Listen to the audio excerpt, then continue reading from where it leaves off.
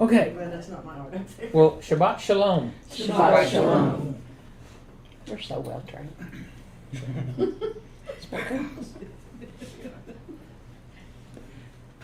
Oh, I always picked up the rubber band. Have to have something to play with. Oh, I thought it was a weapon. Okay, well, thank you all for being here. Thank you, Paul. So we're just gonna rush right through. We are? Unless y'all talk too much. Oh, Don't push him. Nobody here does that. Huh? What? Nobody here does that. No, nobody does that. only one? Not in this group. One person, okay. His big brother's on camera. One- This is big No, brother. no, not this side, is it? Yeah, Oh. Now that you moved over here. Yeah, he's kinda got it. Okay, well, He's gotta know let's that begin you- by saying the blessing. Join me. Blessed Blessed art art thou, thou, Lord our God, King of the universe, who sanctifies us with thy commandments, and commanded us to engross ourselves in the words of the Torah. And in Hebrew. Baruch atah Adonai Eloheinu melech haolam, asher kedeshanu b'mitzvotav, v'tzavanu le'asok b'divrei Torah. So, this is Kukat. What does that mean? Kukat. Degree. Decree. Decree. And there's two big things that happen Two big things. in this Torah portion. Can anybody tell me what they are? Red heifer, The red heifer's one. What's the other one? rock. Aaron died. Okay, well, Aaron dies and Miriam dies and all that. But there's two big things. The Moses red strikes heifer. the rock. That's a big deal. But They put the serpent on the stick. the serpent on the stick, yes, serpent on the stick. Yummy. Yeah, the red heifer and the serpent on the stick. Why are those two big deals? Because they have to do with forgiveness. They're pictures of the Messiah. Mhm. Right. Yeah. Okay. So now, where are we at? Oh, we're going to read number 1. Your voices and. We have two steps. chairs for y'all right here. Wonderful. I was just wondering about you. And now? Do we have any sheets left? You can share, thank you. Yeah, that's the Mexican word of the day. Wheelchair. Wheelchair. Y'all do have one? So we're just starting, so you're just perfectly on time. Great. Yes. Okay, now the Lord spoke to Moshe and Aaron, saying, "This is the statute of the law." That the Lord has commanded. Tell the people of Israel to bring you a red heifer without defect, in which there is no blemish, and on which a yoke has never come. And you shall give it to Eleazar the priest, and it shall be taken outside the camp and slaughtered before him. And Eleazar the priest shall take some of the blood with his finger and sprinkle some of its blood toward the front of the tent of meeting 7 times.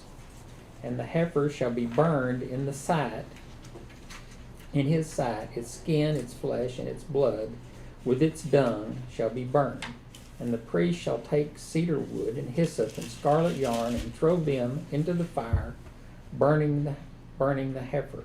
Then the priest shall wash his clothes, bathe his body in water, and afterward he may come into the camp. But the priest shall be unclean until evening.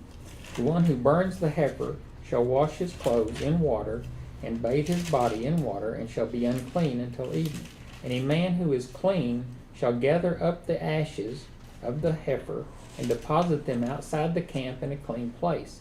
And they shall be kept for the water for impurity for the congregation of the people of Israel. It is a sin offering. And the one who gathers the ashes of the heifer shall wash his clothes, and be unclean until evening. And this shall be a perpetual statute for the people of Israel, and for the stranger who sojourns among them. Whoever touches the body of any person shall be unclean 7 days. He shall cleanse himself with water on the 3rd day, and on the 7th day and so be clean. But if he does not cleanse himself on the third day, and on the seventh day he will not become clean. Whoever touches a dead person, the body of anyone who has died, and does not cleanse himself, defiles the tabernacle of the Lord, and that person shall be cut off from Israel, because the water of impurity was not thrown on him. He shall be unclean. His uncleanness is still on him. This is the law when someone dies in a tent. Everyone who comes into the tent and everyone who is in the tent shall be unclean 7 days, and every open vessel that has no cover fastened on it is unclean. Whoever in the open field touches someone who was killed with a sword, or who died naturally, or touches a human bone or a grave, shall be unclean 7 days. For the unclean they shall take the ashes of the burnt sin offering, and fresh water shall be added to a vessel. And then we just end right at the comma, so to speak. Cliffhanger. Okay, I'm going to read number 2 also. Yes, I have it where I thought I didn't do that. Someone want to read number 2? Yeah. Go ahead. Then a clean person shall take hyssop and dip it in the water and sprinkle it on the tent and all the furnishings and on the persons who were there and on whoever touched the bone or the slain or the dead or the grave. And the clean person shall sprinkle it on the clean, on the unclean on the third day and on the seventh day. Thus on the seventh day he shall cleanse them, and he shall wash his clothes and bathe himself in water, and at evening he shall be clean. If the man who is unclean does not cleanse himself, that person shall be cut off from the midst of the assembly, since he has defiled the sanctuary of the Lord, because the water for impurity has not been thrown on him. He is unclean, and it shall be a statute forever for them. The one who sprinkles the water for impurity shall wash his clothes, and the one who touches the water for impurity shall be unclean until evening. And whatever the unclean person touches shall be unclean, and anyone who touches it shall be unclean until evening. And the people of Israel, the whole congregation, came to the wilderness of Zin in the first month, and the people stayed in Kadesh. And Miriam died there and was buried there. Now there was no water for the congregation, and they assembled themselves together against Moses and against Aaron. And the people quarreled with Moses and said, "Would that we had perished when our brothers perished before the Lord. Why have you brought the assembly of the Lord into this wilderness, that we should die here, both we and our cattle? And why have you made us come up out of Egypt to bring us to this evil place? It is no place for grain or figs or vines or pomegranates, and there is no water to drink." Then Moses and Aaron went from the presence of the assembly to the entrance of the tent of the meeting and fell on their faces, and the glory of the Lord appeared to them. Okay, what's the uniqueness of the sacrifice, the red heifer sacrifice? What is distinctive about the para adumah, or the red cow sacrifice? The whole thing shall be burned up. And then the hyssop and the cedar and the scarlet has to be thrown in with it. Yeah. It was the only sacrifice that specifically required an animal of a particular color. Mm-hmm. The animal was extremely rare and unique in its kind. In fact, Maimonides, the sage, wrote, 9 red cows were prepared from the time of the commandment was given until the destruction of the second temple. Moses, our teacher, prepared 1, Ezra prepared 1, and 7 more were prepared until the destruction of the temple. The 10th will be prepared by the Mashiach. We would say, once prepared by the Mashiach, Yeshua, blessed be He. What do you think? It was the only sacrifice where all the rituals were carried out outside the camp, and later on outside the tabernacle. In other words, all the others were in the presence of the tabernacle. This was outside the camp. That is, the blood application of this sacrifice occurred in a location apart from the altar. It was the only sacrifice that ritually contaminated the priest who offered it, but made the one who sprinkled it clean.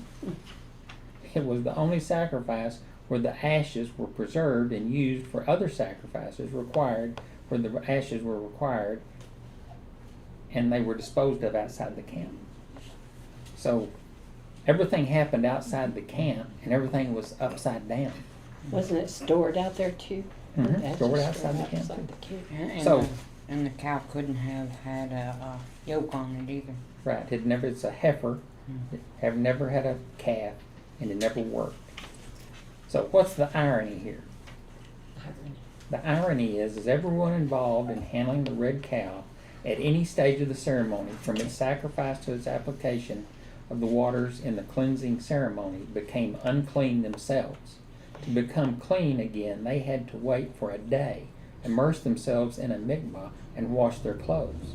It's ironic because the offering cleanses those who are impure, but makes the offerer unclean. In that regard, it is the picture of a wonderful healer. So, Picture of a wonderful healer. a wounded healer. Oh, I'm sorry. wounded. I can't even read my own stuff. Tell you what, some people. So, the Lord Yeshua, our Messiah, is the perfect fulfillment of the red cow. Do y'all agree with that? Yes. He was completely without sin or defect. He was sacrificed outside the camp. He made himself sin for us. His sprinkling makes us clean, and the water of separation that his sacrifice created is the means by which we are made clean from the impurity of sin, which brings death. You all agree with that? Except that he's much more rare than red heifer. Yeah. He's pretty rare, that's right. Note that the word ashes, you know what the word in Hebrew for ashes is? It's 3 letters. It's the Aleph, Pei, Resh. Apar is ashes. Okay. It's the same letters as the word for healing or cure, which is Rapah, which is a Resh, Pa, Aleph. As well as beauty, which is a Pei, Aleph, Resh. Pahar. So, what we have is, I was supposed to show you these others, but I didn't as I was reading them. Was that pronounced apar with a Aleph, heartbeat? Aleph. Apar, okay. Okay. The ashes, a par, is a bandage or a covering, same thing. Rapah is a cure or a remedy, and pahar is splendor. So through his covering, he was the remedy that gave us splendor. Mm. Mm-hmm. Pretty nice. Kind of interesting. So, to bring an end to death and restore life. What do you think that is? What is to bring an end to death and to restore life? Yeshua. It's Yeshua. That's why the law of the red cow was called the decree of the whole Torah. It's all about that. It's all about getting rid of death. Mm-hmm. You know, I was listening to, y'all, who's William Barr? Y'all know who William Barr is? Former attorney. Hmm? General. He used to be the Attorney General, right? Yes. Okay. He's got a brother. Does anybody know his brother's name? Mr. Barr. Brother Brother Barr. Brother Barr, that's right. When I was 10, I killed a bar. Okay, Daniel. His name is Stephen Barr. He is a scientist, a biologist, that kind of guy. And he's also a Christian apologist. Ooh. Yeah, I don't know if y'all, he looks a lot like his brother, and I can't tell them apart when they speak. Does he know James Stewart? I probably, but I don't know that. Anyway, I was listening to one of his talks, and he was talking about the origin of life. And what the early Christian philosophers said about life. And what he said, think about how things begin, how things are created. He said, how do you create things? He said, if you write a book, he said, are the pages, are they the book? Are the words that you write on the pages, are they the book? How is that created? It's in your mind. In other words, you have to create it in your mind and then put it in the book. But the book has nothing to do with the creation. The paper has nothing to do with the creation. It all comes from your mind. And what got me is, it's like in my profession, if you write a computer program, it exists in your mind, and then you have to put the steps down in order for it to be fulfilled.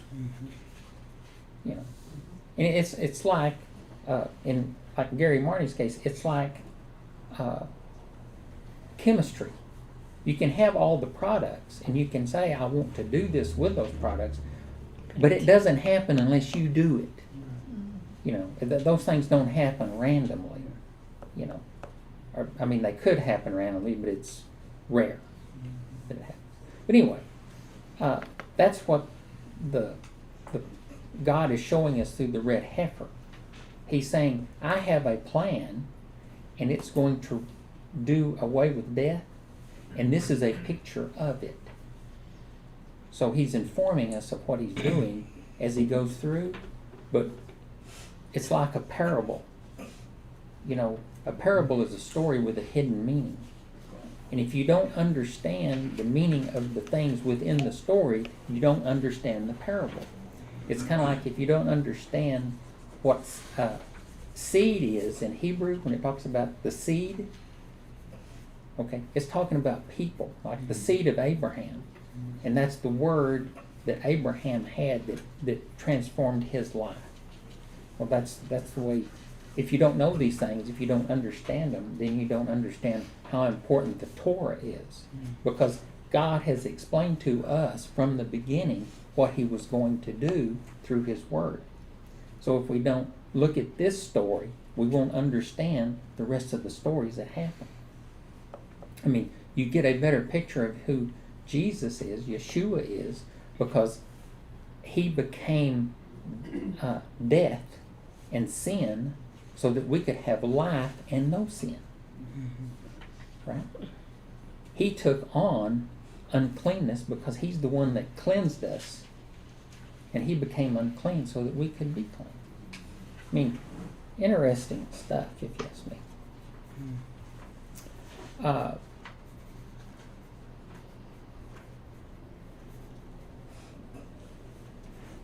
So, the well of water, Miriam. Okay, Miriam died, and it says she was buried here. According to Jewish tradition, what miracle was associated with Miriam? Water. The well of water was given in her merit. It's alluded to in the Song of the Well in Numbers 21, 16 through 18. Y'all read 16 through 18? What does 16 through 18 say? From there they continued to bear, that is the well of which the Lord said to Moses, gather the people together so that I may give them water. Then Israel sang this song. Spring up, O well, sing to it, the well that the princes made, that the nobles of the people dug with the scepter and with their staffs. Right. Okay, in 1 Corinthians, Paul writes in chapter 10, 2 through 4, and in connection with the cloud and with the sea, they all immersed themselves into Moses. Also, they all ate the same food from the Spirit, and they all drank the same drink from the Spirit, for they drank from a Spirit-sent rock which followed them, and that rock was the Messiah. So he's talking about the water in the desert. According to Jewish tradition, there were 3 regularly occurring miracles given to Israel as they wandered in the wilderness. The water from the well of Miriam, a rock that followed the camp of Israel during their wanderings, that miraculously provided water for the people. Clouds of glory for protection, the pillar of cloud by day, the pillar of fire by night, miraculously protected the people from predators in the wilderness. And manna from heaven, heavenly food miraculously provided for Israel during the wandering. So, tradition, and the people say that the water was from the rock of Miriam. So, if you read there where she says that, and Miriam died and was buried there, and then right after it said, and the people were out of water. So when she died, the water kept coming out of the rock that followed them in the desert. So now they're upset because Miriam has died and they have no water and they're complaining. Okay. Now we can go to number 3.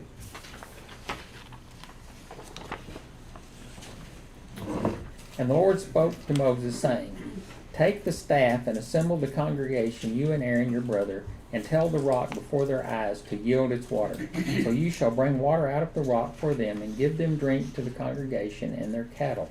And Moses took the staff from before the Lord as he commanded him. Then Moses and Aaron gathered the assembly together before the rock, and he said to them, Hear now, you rebels, shall we bring water for you out of this rock? And Moses lifted up his hand and struck the rock with his staff twice. And the water came out abundantly, and the congregation drank, and their livestock. And the Lord said to Moshe and Aaron, Because you did not believe in me, to uphold me as holy in the eyes of the people of Israel, therefore you shall not bring this assembly into the land that I gave them.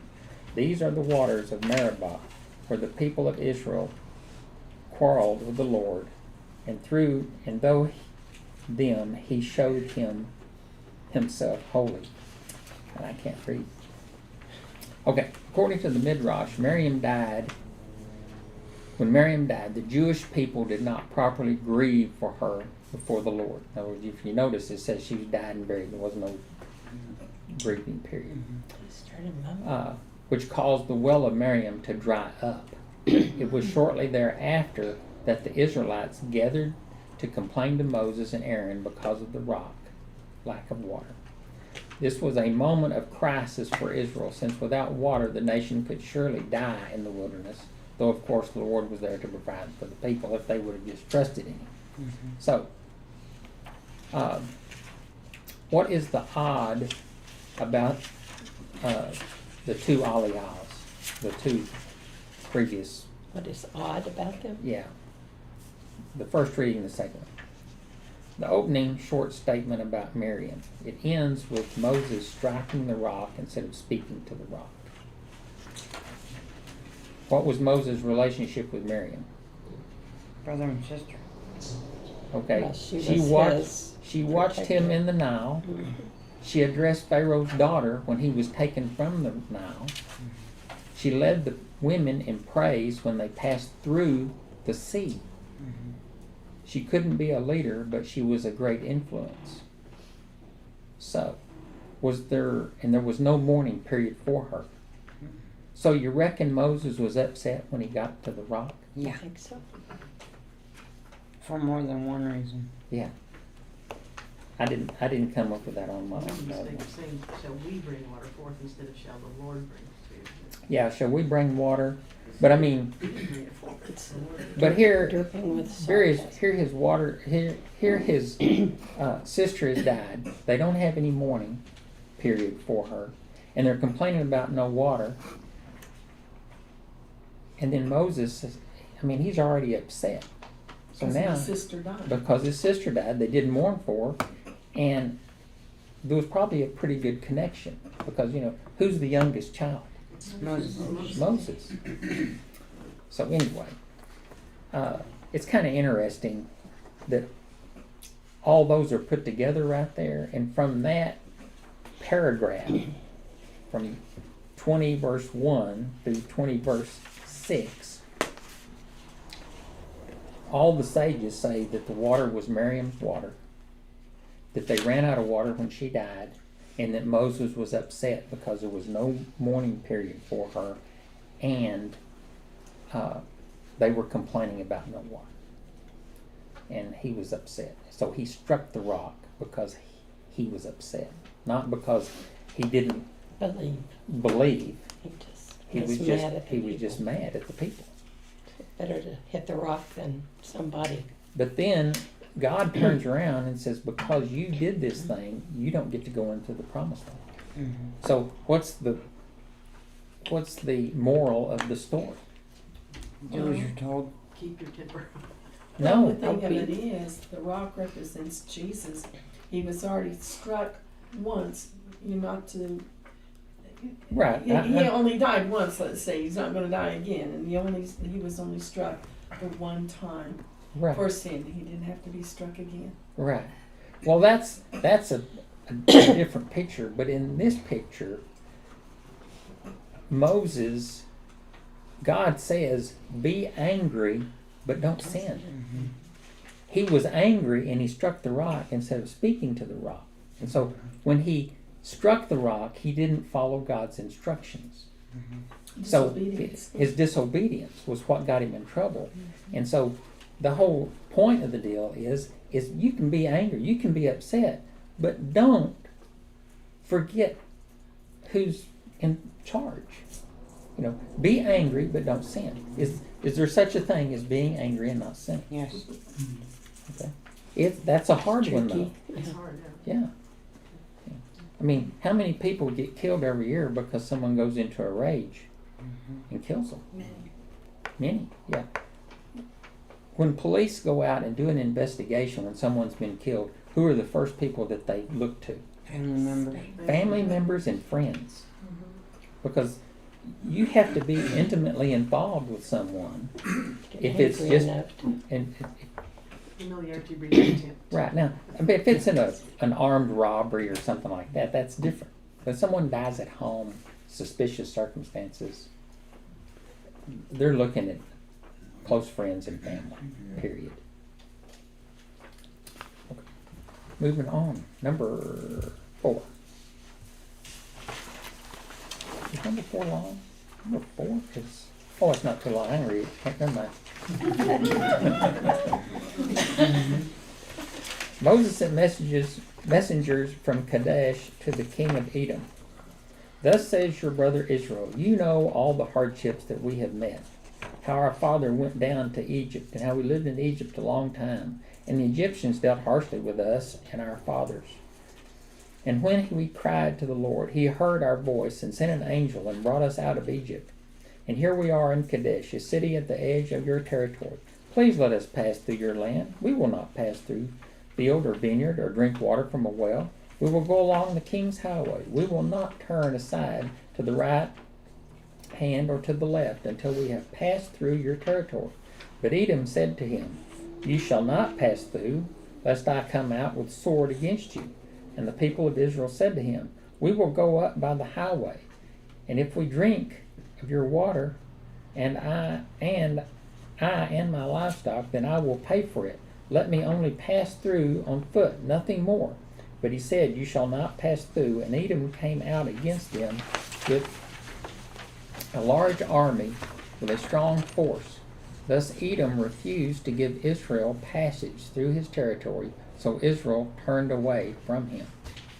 Okay, so when Moses sent messengers to the king of Edom, how did he describe the relationship?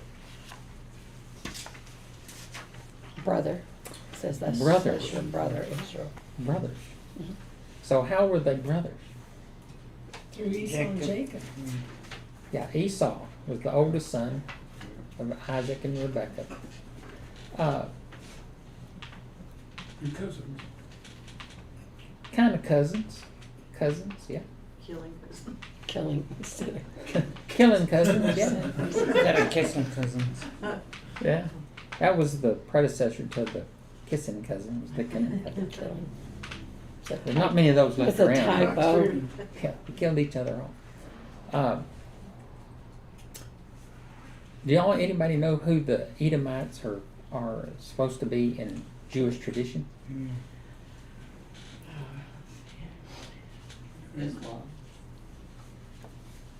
Okay, the Edomites' original country, according to the Torah, stretched from the Sinai Peninsula as far as Kadesh Barnea.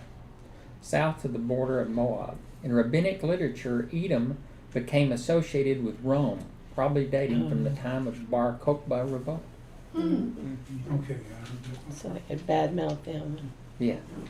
So that's in Jewish tradition, the Edomites became the Romans. Well, that's Interesting. I don't know. That's not truth. That's conjecture by the Tradition. Jewish tradition. Okay. Short and sweet there. Number 5. Do I have a volunteer for 5, Deborah? Voluntarily. Oh, I'm told, yeah. And they journeyed from Kadesh, and the people of Israel, the whole congregation came to Mount Hor. And Jehovah said to Moshe and Aaron at Mount Hor, the brother on the border, of this land of Edom, let Aaron be gathered to his people, for he shall not enter the land that I have given to the people of Israel, because you rebelled against my command at the waters of Meribah. Take Aaron and Eleazar his son, and bring them up to Mount Hor, and strip Aaron of his garments, and put them on Eleazar his son. And Aaron shall be gathered to the people, and shall die there.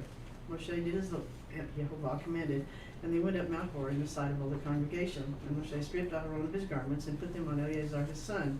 And Aaron died there on top of the mountain. Then Moshe and Eleazar came down from the mountain, and when all the congregation saw that Aaron had perished, all the house of Israel wept for Aaron 30 days. Unlike Aaron. I'm not married.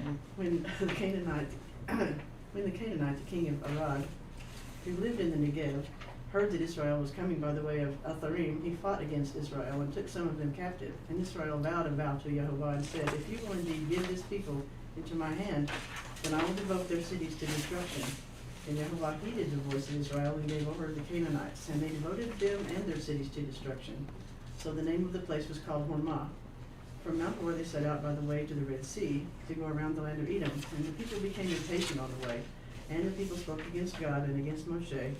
Why have you brought us up out of Egypt to die in the wilderness? For there is no food and no water, and we loathe this worthless food. There's no food and there's no water, and we loathe the food that We you know gave us. this. And they've Bread got cattle from and they've got heaven. manna. What is up with them? Yeah. They like to commit. It's what they like. So where was Aaron buried? On a mountain. Mount Hor, yes. And they honored him with a 30-day.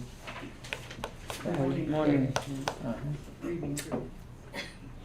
So, why were the people endeared to Aaron?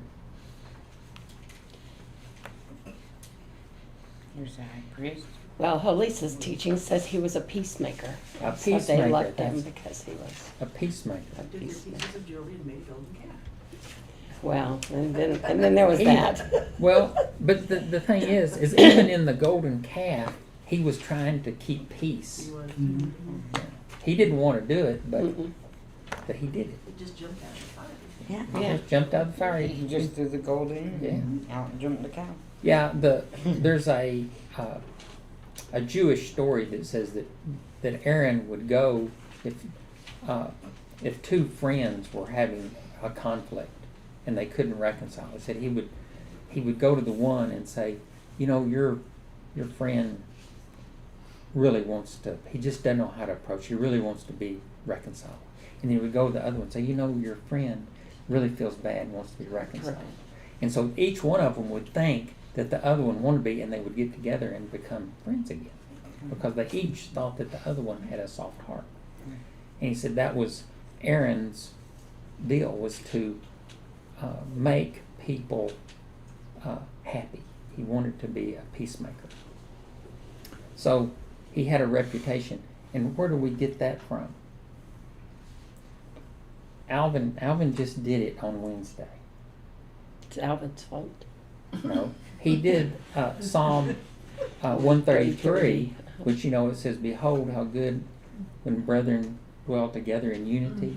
It's like the precious oil upon the head, running down on the beard of Aaron, You know, running down on the edge of his garments. It's like the dew of Hermon, descending on the mountains of Zion, Zion, where God commanded the blessing. And what blessing did he command? Life forevermore. So Aaron is mentioned in the blessing where God commanded life forevermore. So they connect that with making peace. God is making peace with man through Aaron and the priesthood. And And Aaron Aaron- went running in to stop the plague, so Yeah, he was he the peacemaker he- between he- the people and God. he stood between death and the people. But I've always wondered that after the golden calf thing, when it jumped out and all that, why wasn't he killed right along with all the other 3,000? Was it because he was anointed and there was a stay of execution, so to speak? Okay, when you get to Deuteronomy, you'll read where Moses states that he prayed for his brother so that he would not be killed. Mm. It states plainly, it says, I prayed for Aaron that he would not be killed. Mm. So, I think it was Moses stood between him and death. Mhm. Number 6. 6. You want to read 6 though? I always like to get Zoe to read 6 because she reads 6 so well. And the Lord sent fiery serpents among the people, and they bit the people, so that many people of Israel died. And the people came to Moshe and said, We have sinned, for we have spoken against the Lord and against you. Pray to the Lord that he takes away the serpents from us. So Moshe prayed for the people. And the Lord said to Moshe, Make a fiery serpent and set it on a pole, and everyone who is bitten, when he sees it, shall live. So Moshe made a bronze serpent and set it on a pole. And if a serpent bit anyone, he would look at the bronze serpent and live. And the people of Israel set out and camped in Oboth. And they set out from Oboth and camped at Abarim in the wilderness that is opposite Moab, toward the sunrise. From there they set out and camped in the valley of Zered. From there they set out and camped on the other side of the Arnon, which is in the wilderness that extends from the border of the Amorites, or the Arnon is the border of Moab, between Moab and the Amorites. Therefore it is said in the book of the wars of the Lord, and the valley of the Arnon, and the slope of the valleys that extends to the seat of Ar, and leans to the border of Moab.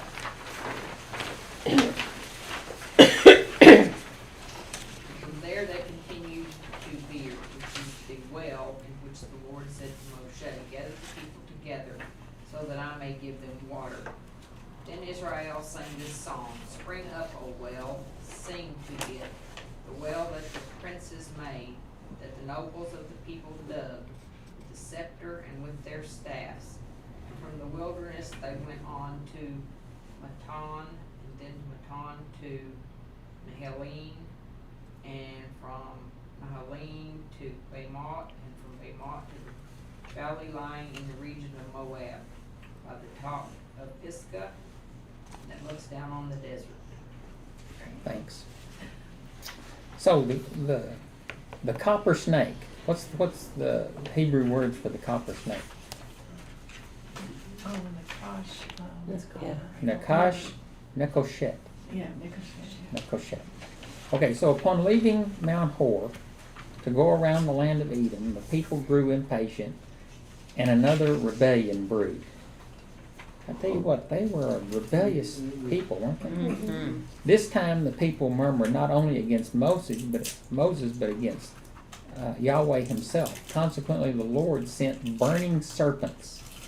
That's the Hanakashim Hasharaphim, the burning serpents, that bit the people, and many Israelites died. The verb seraph means to burn. Seraphim, the burning angels, the seraphim. The people confessed their sins and appealed to Moses for help, who interceded on their behalf. So there's Moses standing in the door again. The Lord instructed Moses to make a figure of a snake and mount it on a pole, so that anyone who was bitten when he sees it, shall live. The Mashiach Yeshua referred to this episode when he spoke to Nicodemus about the way of salvation. As Moses lifted up the serpent in the wilderness, so must the Son of Man be lifted up, that whoever believes in him may have eternal life. Humanity as a whole has been bitten by the snake and needs to be delivered from its venom. Just as the image made in the likeness of the destroying snake was lifted up for Israel's healing, so the one made in the likeness of sinful flesh was to be lifted up as the healer of the world. So, Reminds me of the scripture that says, Lord, the Son in whom the Lord delights, he chastises. So the Mhm. biting could be parallel to the chastisement of the Lord. And if you don't look to the one who bit you, and look at him, you can't be healed. so what happened to the bronze serpent? Does anybody know? They started They got worshiping it. destroyed. They destroyed it. They started worshiping it. Hezekiah destroyed it, and it was called Nehushtan in 2 Kings, since apparently it had been used for idolatrous purposes, a topic that could easily be developed into a drash about the worship of crucifixes and other man-made tokens that pertain to the sacrifice of Yeshua our Lord. They're made into something that they shouldn't be. I've also heard that it's what they use as the patch for like the EMTs and stuff. They got like they got a serpent on like a pole thing. Yeah. Got 2 serpents and 2 wings. Okay, number 7. You didn't get to read this time. Do you want to read 7? I can. Yes, You may. I may. You want me to read all the way to the end? All the way. Okay, got special instructions here. Then Israel sent messengers to Sihon, king of the Amorites, saying, "Let me pass through your land. We will not turn aside into field or vineyard. We will not drink the water of a well. We will go by the king's highway until we have passed through your territory." But Sihon would not allow Israel to pass through his territory. He gathered all his people together and went out against Israel to the wilderness and came to Jahaz and fought against Israel. And Israel defeated him with the edge of the sword and took possession of his land from the Arnon to the Jabbok as far as to the Ammonites, for the border of the Ammonites was strong. And Israel took all these cities, and Israel settled in all the cities of the Amorites, in Heshbon and in all its villages. For Heshbon was the city of Sihon, the king of the Amorites, who had fought against the former king of Moab and taken all the land out of his hand as far as the Arnon. Therefore the ballad singers say, "Come to Heshbon, let it be built, let the city of Sihon be established. For fire came out from Heshbon, flame from the city of Sihon.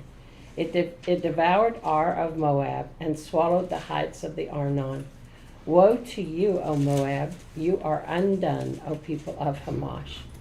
He has made his sons fugitives and his daughters captives to an Amorite king Sihon. So we overthrew them. Heshbon as far as Dibon perished, and we laid waste as far as Nophad. The fire spread as far as Medeba.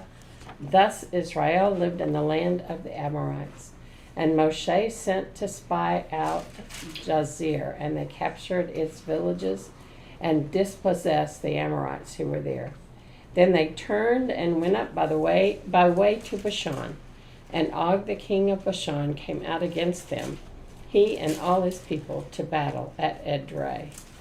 But the Lord said to Moshe, "Do not fear him, for I have given him into your hand, and all his people and his land. And you shall do to him as you did to Sihon, king of the Amorites, who lived at Heshbon." So they defeated him and his sons and all his people until he had no survivor left, and they possessed his land. Then the people of Israel set out and camped in the plains of Moab, beyond the Jordan at Jericho. Okay. So the portion continues with details about the route through the Transjordan, including a song sang about a miraculous well of water given to them in the desert. Moses then led the people in battles against the Amorite kings Sihon and Og, who had powerful kingdoms east of the Jordan River. After these two distinct climatic battles, Israel journeyed to the wasteland of Moab, poised to cross the Jordan and to capture Jericho. Why is that important? They're on your way. On And the- God has defeated their enemies. Okay. Now, what portion is this one always usually read with in No, Balak. Balak? Yeah. What's Balak about? God defeats another enemy who tries to speak against them. No. Nope. It's it's where Balaam gets the people to sin by sending the Moabite women to entrap them. In other words, he tries to get Balak tries to get Balaam to curse, but when that doesn't work, Balaam arranges to send your women down and we'll do it, and then that's where Pincus goes in and slays. Okay, so all this is setting up to say God did all these things. We conquered these people. You read their cities. You said, if you'll give us the Amorites, we will devote them to destruction. We want to be, and then they cross into Moab, and what is the first thing they do? Sin. Yeah, they start And running after. men. Yeah, and how many of them were killed in those? Y'all know? 10,000. Yeah. Big bunch of them. You remember? I was at 14,700. It was a bunch. It was a bunch of people. So, I have my little epilogue here, and I did this last time, I think, but I'm going to do it again. Yes. So Og of Bashan was an Amorite king? Who? Og of Bashan? Well, they were the people of Amorite, but Og, Is and the king. he was the king. Bashan And so- is a place. Yeah. They were Nephilim. Mm. They were giants. I don't have to go back and read. They were big guys. Yeah. Okay, the ashes of the red heifer represented the death and sacrifice of something extremely rare, valuable, and precious. The ashes were mixed with living water to reveal the truth that through the end of all flesh is but dust and ashes. The Spirit gives cleansing and life. The author of the book of Hebrews argues from the lesser to the greater. If the sprinkling of water mixed with ashes of a red heifer purified the flesh from contamination with physical death, how much more does the blood of the Messiah purify the soul from the deeds that cause spiritual death? Indeed, because of Yeshua's sacrifice, we are given in Isaiah 6:13 beauty for ashes, the oil of joy for mourning, the garment of praise for the spirit of heaviness, that we may be called oaks of righteousness, the planting of the Lord, that he may be glorified. So, what's the term oaks of righteousness? Okay, you remember when Moses sent the spies into the land, he said, see if there's any trees in the land. Okay, and what do the trees represent? Righteous men. So trees are like people, and righteous men are the trees. In other words, they're the pillars of the community. God wants our honesty, our hearts. Y'all know who Kierkegaard was? Yes, Danish. He was a Dane. No person is saved except by grace, but there is one sin that makes grace impossible, and that is dishonesty. And there is one thing God must forever and unconditionally require, and that is honesty. Confession means saying the same thing about ourselves that God says. And that means not only acknowledging our sins, but also affirming that we are loved by God. We are saved by hope, and that hope is for you today. May it please the Lord, our God, to help us by shining the light of His truth within the secret places of our hearts. So, why is honesty? Why honesty? Okay. Well, you can't confess your sins if you're not going to be honest about it. Exactly. You know, if you're not going to say, I've sinned, I've fallen short, I've done bad things, I've lied, I've cheated, I've stolen, whatever.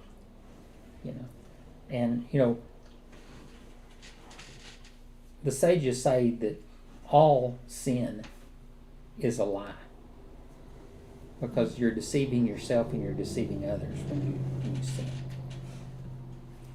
And so Calvin here puts it in perspective for us. And I know that we've seen this before, but it goes along with this portion, because it says, let's say life is this square of the sidewalk. We're born at this crack and we die at that crack. Now, we find ourselves somewhere inside the square, and in the process of walking out of it, suddenly we realize our time in here is fleeting. Is our quick experience here pointless?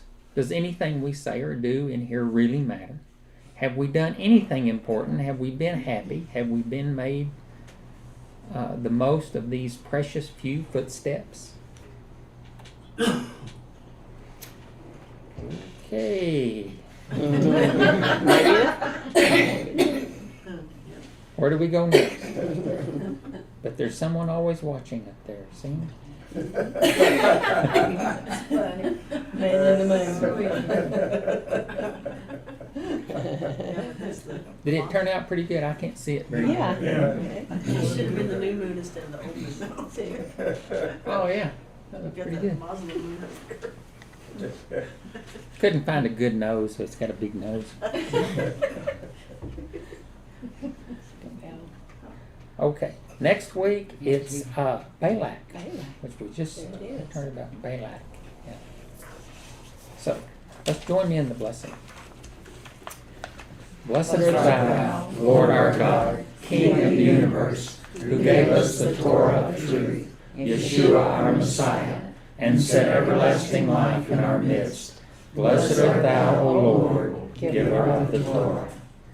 And in Hebrew, Baruch atah Adonai Eloheinu melech haolam, asher natan lenu Torah emet, Yeshua Meshikenu, b'kayi olam nekah betukenu, Baruch atah Adonai notin ha-Torah.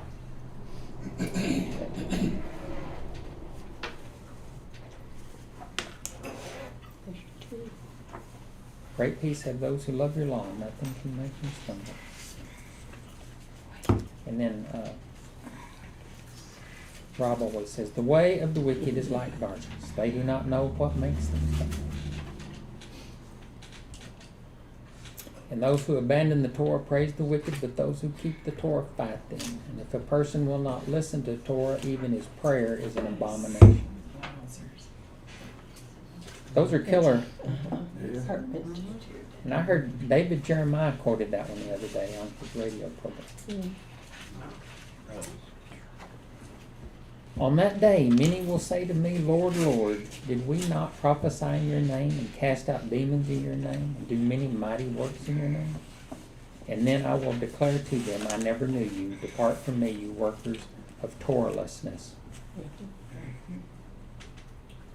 Metatoralizing. Enter by the narrow gate, for the gate is wide and the way is easy that leads to destruction, and those who enter by it are many. For the gate is narrow and the way is hard that leads to life, and those who find it are few. So it will be righteousness for us if we are careful to do all the commandments before the Lord our God as he has commanded us. Yeshua, the word that dwells within us, is the tree of life. Amen. Amen? Okay.